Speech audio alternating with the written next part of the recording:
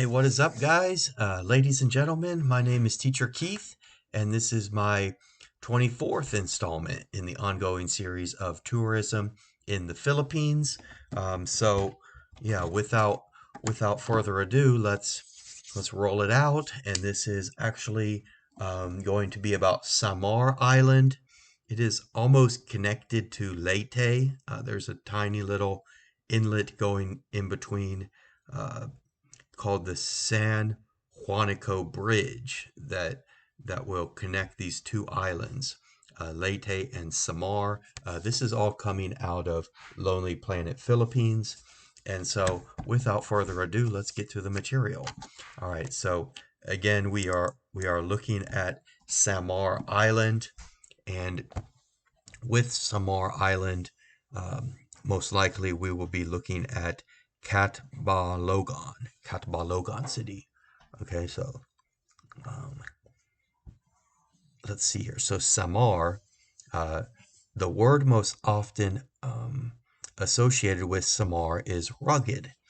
It is heavily forested, virtually impenetrable interior, around which runs a beautiful coastline of turquoise bays, secret surf breaks, towering cliffs, and sandy beaches. Not surprisingly, Samar tends to draw a more adventurous tourist.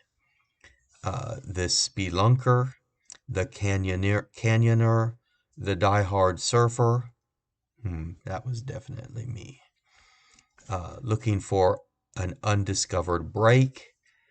Transport connections are quite good between the main towns, but to really explore Samar, a motorbike and a lack of time pressure are ideal. Yeah, the main language of Samar again is Waray. So same as northern Leyte. This part of the Philippines is speaking Waray. Parts of northern Samar have long been a refuge for small groups of the New People's Army, NPA.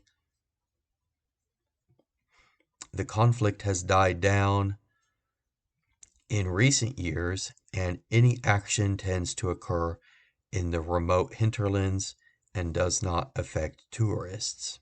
Okay, so you do not want to run into the New People's Army. Okay, let's look at the history. Magellan first set foot in the Philippines here in 1521. He would die a year later on Lapu-Lapu Island, on the tiny island of Homanhon, off the deep south of Samar. Okay, during during the Philippine-American War, Samar was the scene of some of the bloodiest battles. Tales of brutal combat wove their way into U.S. Marine Corps folklore.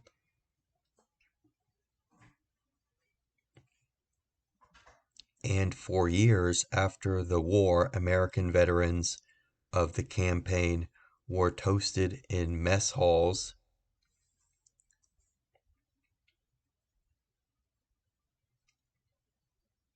by their fellow Marines with "Stand, gentlemen, he served on Samar."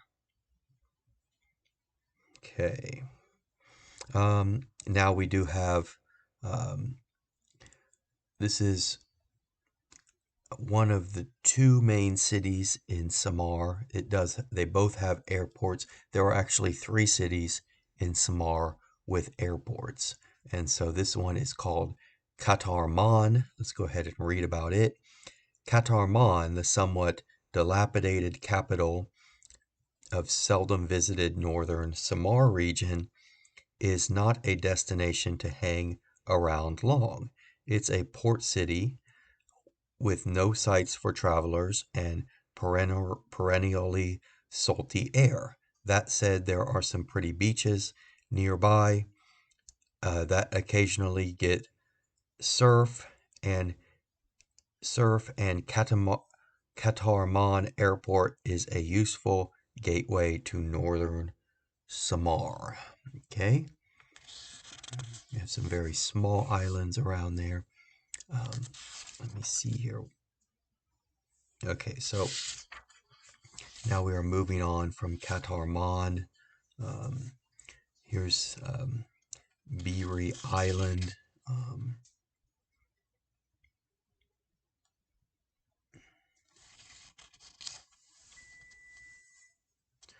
All right, so Dalupiri Island. Here's Kalboyog. Kalboyog, that might be. Yeah, that one is the third city in Samar that has an airport. 190,000.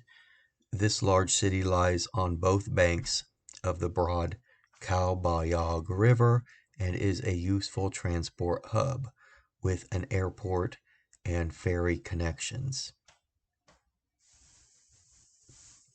If not exactly scenic or cosmopolitan, it's a pleasant enough place for a stopover if you're heading south or north.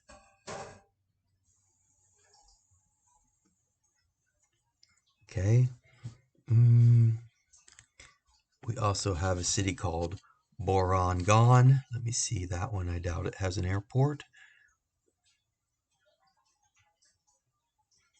Yeah, there it is on the eastern shore of Samar. We could probably skip it. Where was it? Borangan. It does look like it's just talking about beaches and scuba diving again. And again, the Typhoon Yolanda. That was a terrible typhoon for sure.